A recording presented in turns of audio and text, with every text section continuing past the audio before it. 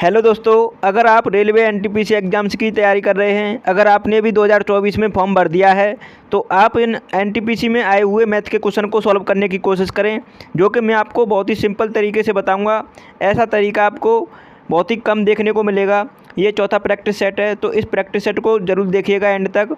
और यहाँ पे ये आपकी एग्ज़ाम डेट आ चुकी है, तो आशा करता हूँ आप कंटिन्यू तैयारी में लग गए होंगे। अगर नहीं भी लगे हैं तो तैयारी में लग जाइए। अगर आप 30 में 30 मार्क्स लाना चाहते हैं एनटीपीसी एग्ज़ाम्स में मैथ में, तो आप मेरे साथ जुड़े रहिएगा। तो चलिए शुरुआत करते हैं पहले क्वेश्चन से। ये क्वेश्चन है और इस क्वेश्चन को करना है आपको सॉल्व। ऑप्शन दिखा देता हूँ, ये ऑप्शन है और देखो एनटीपीसी एग्ज़ाम्स में पूछा गया है 2021 में, देख सकते हैं आप सभी। और इस क्वेश्चन का जल्दी से आंसर करो। ऑप्शन दिखा देता हूँ, ये है। अब इसे सॉल्व करने की कोशिश करते हैं। चलिए, बहुत ही सिंपल तरीके से बताऊँगा, एंड तक देखना।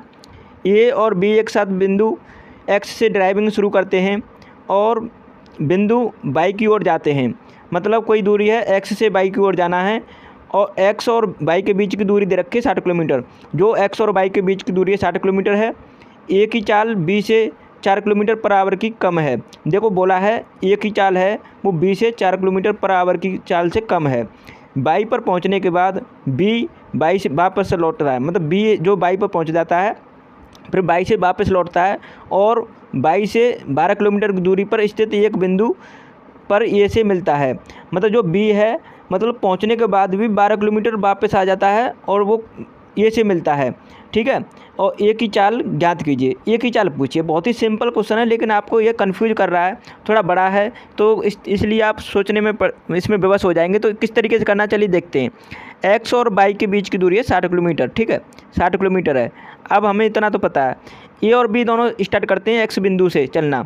अब यहाँ पे शुरुआत कर देते हैं, तो लेकिन यहाँ पे बोल रहा है कि जो एक्स है, सॉरी ए है, ये कहीं ना कहीं बीच में ही पहुंच पाता है। उससे पहले बी क्या करता है, बी है जो 12 किलोमीटर दूरी पर वापस लौट कर मतलब ए से मिल जाता है। मतलब 60 किलोमीटर तो बी ने चल दिया पूरा और 12 किलोमीटर और वापस आ गया, 12 किलोमीटर और वापस आ गया, तो कितना चल दिया टोटल, 72 किलोमीटर। 72 किलोमीटर ये वापस लौटने के पर उसकी मतलब टोटल दूरी तय कर ली किसने, बी ने। और ये कितने पे आया है, इसका मतलब 12 कम कर दो 60 में से 48। अब ये आपको पता चल गया 48 किलोमीटर। देखो ये 48 किलोमीटर ही चल पाया और बी कितना चल गया, 72 किलोमीटर पर आवर। और ये किसके कारण चला है, ये चला है ए की चाल बी से 4 किलोमीटर पर आवर की कम है। मतलब ए की चाल है ना, बी से 4 किलोमीटर पर आवर की कम है, तो इसका मतलब यही डिस्टेंस इसलिए हुआ है।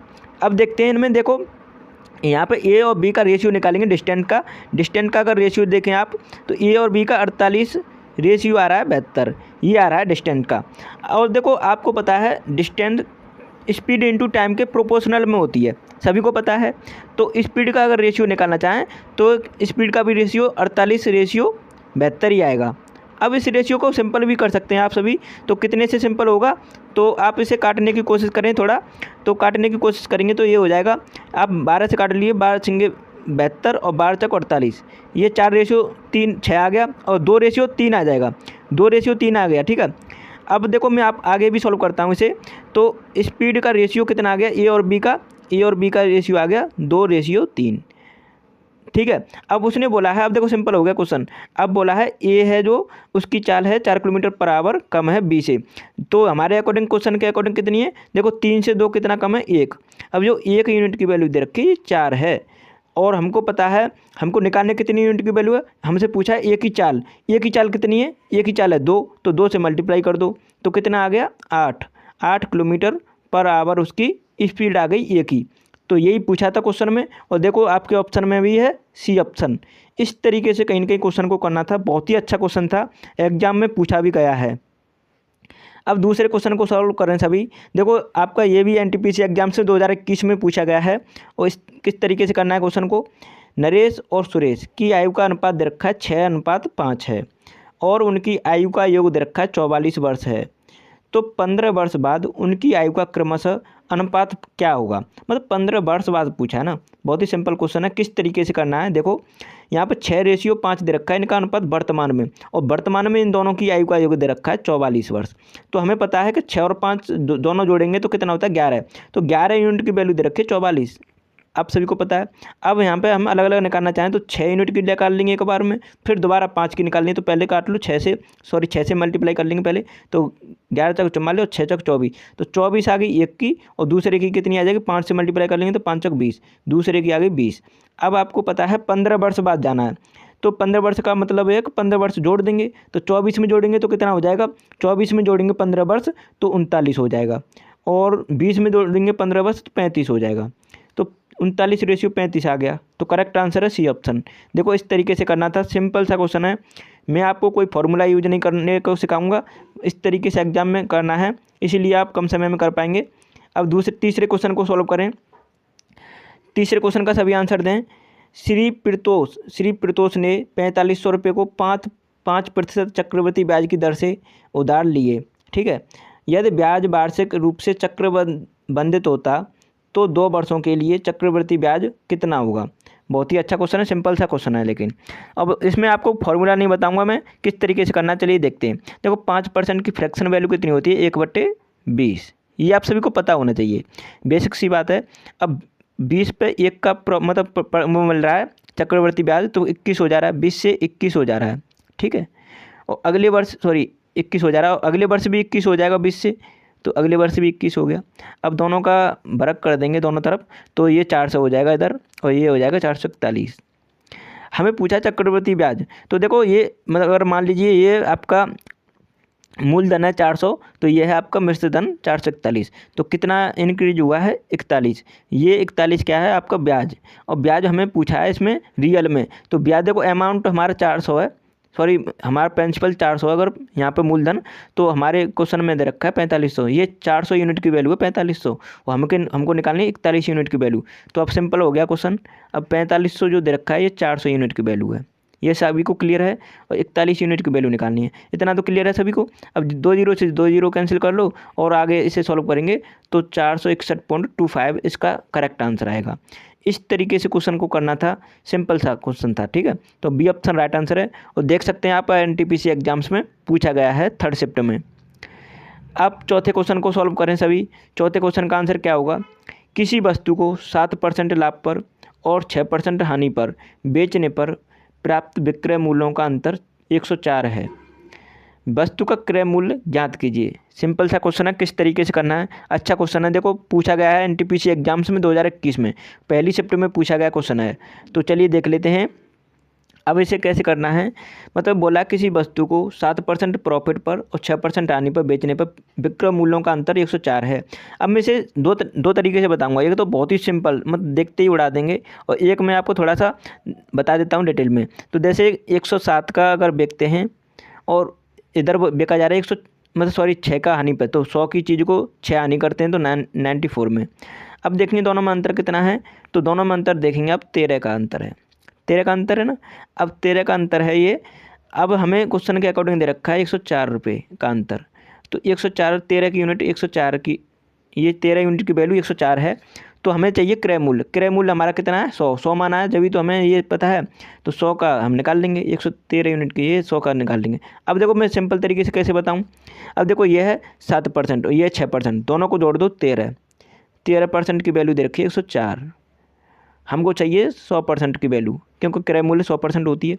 तो 104 जो दे रखी है ये 13 यूनिट की वैल्यू है, और 100% की वैल्यू निकाल लेंगे, 13 अट्ठे 104, और 8 मल्टीप्लाई 100 करेंगे तो 800 करेक्ट आंसर है इस क्वेश्चन का, है ना सिंपल सा क्वेश्चन। तो इस तरीके से करना था, सी ऑप्शन इस क्वेश्चन का करेक्ट आंसर है। देख सकते हैं मैंने कोई भी एग्जाम से हटके नहीं क्वेश्चन लिया है, आपकी परीक्षा के पूछे गए क्वेश्चनों को ही सॉल्व करा रहा हूँ। देख सकते हैं आप सभी, ये भी एनटीपीसी एग्जाम्स में 13 तारीख को 2021 में पूछा गया फर्स्ट शिफ्ट में। किस तरीके से करना है तो चलिए देखते हैं। एक निश्चित धनराशि दे रखी है जिसे 5% वार्षिक साधारण ब्याज की दर पर 3 वर्ष में 230 रुपये हो जाती है, तो मूलधन रुपये में ज्ञात कीजिए। सिंपल सा क्वेश्चन है। अब देखो हमें मूलधन पता नहीं है, लेकिन बोल रहा है निश्चित मूलधन है कोई राशि, ठीक है। जैसे 5% की ब्याज मिल रही है प्रत्येक वर्ष, तो 3 वर्ष में साधारण ब्याज से कितना हो जाती है 230 रुपये। अब हमें पता है ये 5 मल्टीप्लाई कर 3 कर देते हैं, तो ये होता है आपका कहीं ना कहीं ब्याज। और अगर इसमें हम मान लीजिए मूलधन है 100 रुपये, तो 100 और जोड़ देते हैं तो वो हो जाता है मिश्र धन। तो 5 × 15 और 100 कितना हुआ 115। अब जो 115 है मिश्र धन, लेकिन क्वेश्चन के अकॉर्डिंग दे रखा है 230 रुपये है। तो हमें क्या चाहिए, मूलधन। मूलधन चाहिए तो 100 रुपये माना है हमने मूलधन, तो 100 यूनिट की वैल्यू निकाल लेंगे। जो 230 जो दे रखा है 115 यूनिट की वैल्यू है और हमको 100 यूनिट की वैल्यू चाहिए। तो इसे काट लीजिए, 2 बार कट जाएगा और 2 × 100 करेंगे तो 200 रुपये इसका मूलधन आ गया। कितना सिंपल क्वेश्चन है। इसका सही जवाब है सी ऑप्शन। इस तरीके से क्वेश्चन को करना था, कोई फार्मूला यूज नहीं करना है, बहुत ही आसान क्वेश्चन है और इस तरीके से आपको एग्जाम में उड़ाना है। छठवें क्वेश्चन का सभी आंसर दें। देखो ये भी आपका आरआरबी एनटीपीसी एग्जाम्स में पूछा गया है 2021 में। मैं आपको इसलिए बताता हूँ ये क्वेश्चन कि आपके एग्जाम में पूछे गए हैं तो आपको विश्वास हो जाए। ए एक कार्य को 24 दिन में पूरा कर लेता है, उसने 21 दिन तक कार्य किया और बी ने शेष बचे कार्य को 5 दिन में पूरा किया। ए और बी एक साथ मिलकर इस कार्य को कितने समय में पूरा कर लेंगे। अगर आप कॉपी पेन निकाल के नहीं सॉल्व कर रहे हैं तो कहीं ना कहीं गलती कर रहे हैं, क्योंकि प्रत्येक क्वेश्चन का आंसर आपको कमेंट बॉक्स में देना चाहिए। अगर आपकी तैयारी अच्छी है तो उसी से पता चल जाएगा कि आंसर आ रहा है कि नहीं। अगर नहीं भी अच्छी है तो आप मेरे साथ जुड़े रहिएगा, मैं इसी तरह से आपको क्वेश्चन का डेली प्रैक्टिस सेट कराता रहूँगा, तो जिससे आपकी तैयारी कहीं ना कहीं बूस्ट हो जाएगी, क्योंकि मैंने एकदम सेलेक्टिव क्वेश्चन को ही कराता हूँ। तो एक कार्य को 24 दिन में पूरा कर लेता है, ठीक है। अब उसने 21 दिन तक कार्य किया, तो 21 दिन तक कार्य किया और बी ने शेष बचे कार्य को 5 दिन में पूरा किया। तो हमें पता है कि जो 24 दिन में पूरा करता है लेकिन 21 दिन तक ये कार्य कर रहा है, तो कितना काम उसका बाकी रह गया था। ए का कार्य 3 रह गया था और इसे वो बी कितने दिन में कर रहा है, 5 दिन में पूरा कर रहा है। अब आप देख सकते हैं इनका टाइम का रेशियो आ गया डे का, ठीक है, दिनों का रेशियो आएगा 3:5 और इनका इफिशियंसी का रेशियो निकालना जाए तो 5:3 आ जाएगा। इफिशियंसी का रेशियो कितना आ जाएगा, 5:3। अब हमें देख अगर हम इफिशियंसी को मल्टीप्लाई कर देते हैं टाइम से तो टोटल निकल आता है कार्य। तो देखो हमें पता है ए का हमें दे रखी है इफिशियंसी 5 और दिनों की संख्या दे रखी है, टोटल दिनों कितने हैं 24। तो 5 की इफिशियंसी से 24 दिन कार्य करता है तो कितना काम होगा, इसका मतलब 120 काम। अब टोटल काम निकला है 120। अब पूछा है ए और बी के द्वारा कराया जाए 120 काम को तो कितने समय में पूरा कर लेंगे। तो दोनों की इफिशियंसी कितनी, 5 और 3 8 की इफिशियंसी से 120 कार्य को कराना है तो कितने दिन में कर लेंगे, 15 दिन में, क्योंकि 15 दिन में कर लेंगे, 8 से डिवाइड कर देंगे 120 को। तो इसका सही जवाब होगा सी ऑप्शन। आशा करता हूँ समझ में आया होगा और आप में से बहुत से स्टूडेंट इस कॉन्सेप्ट को समझ भी पा रहे होंगे। अगर आप नहीं समझ पा रहे हैं इसका मतलब आपकी तैयारी कहीं ना कहीं अभी बहुत कम है। तो अगर आपको यही तैयारी अगर बूस्ट करनी है तो जुड़े रहिएगा हमारे साथ, ये भी एनटीपीसी एग्जाम्स में पूछा गया है। चलिए नेक्स्ट क्वेश्चन को सॉल्व करते हैं। आप भी प्रत्येक क्वेश्चन का आंसर देते जाएं। ये भी आपका देखो एनटीपीसी एग्जाम्स में पूछा गया है। इसे कैसे करना है, अच्छा क्वेश्चन है। एक वस्तु 20% के प्रॉफिट पर बेची जाती है, ठीक है, यदि उसके क्रय मूल्य और विक्रय मूल्य दोनों को 100 रुपये कम किया जाता है तो प्राप्त लाभ 4% होगा। तो क्रय मूल्य ज्ञात कीजिए। तो किस तरह से करना है ये देखो।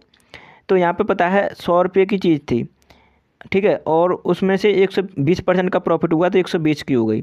अब दोनों में से 100 रुपये कम कर दिए जाते हैं तो 100 इसमें से कम करेंगे, इसमें से भी 100 रुपये कम करेंगे, ठीक है। तो कहीं ना कहीं ये 0 हो जाएगा, ये कितना हो जाएगा 20। अब हमें पता है कि ये बोला 4% का प्रॉफिट होता है, लेकिन 0 से 20 तक मतलब कितना प्रॉफिट हो रहा है 20 का। अब ये जो 20 दे रखा है ये 4 यूनिट की वैल्यू है। हमें पूछा है उसका क्रय मूल्य हमने माना था 100, तो 100 यूनिट की वैल्यू निकाल लेंगे। 4 से काटेंगे 5 बार और 5 × 100 करेंगे तो 500 रुपये उसका क्रय मूल्य आ जाएगा। है ना आसान क्वेश्चन। तो करेक्ट आंसर है इस क्वेश्चन का बी ऑप्शन। इस तरीके से करना था। अगर आपने अभी भी चैनल को सब्सक्राइब नहीं किया है तो कर लीजिएगा, बेल आइकन को प्रेस जरूर कर लेना, जिससे कोई भी प्रैक्टिस सेट आता है इसी तरह से तो आपको इन्फॉर्मेशन मिलती रहे। और वीडियो को प्लीज़ लाइक कर दीजिएगा अगर वीडियो पसंद आई है तो। और आपने हमारी सभी प्रैक्टिस सेट नहीं देखे हैं तो आप देखते रहिए कंटिन्यू, जो कि मैंने यहाँ पर मेंशन कर दिया है, ज़रूर देखें यहाँ से। Thanks for watching my video.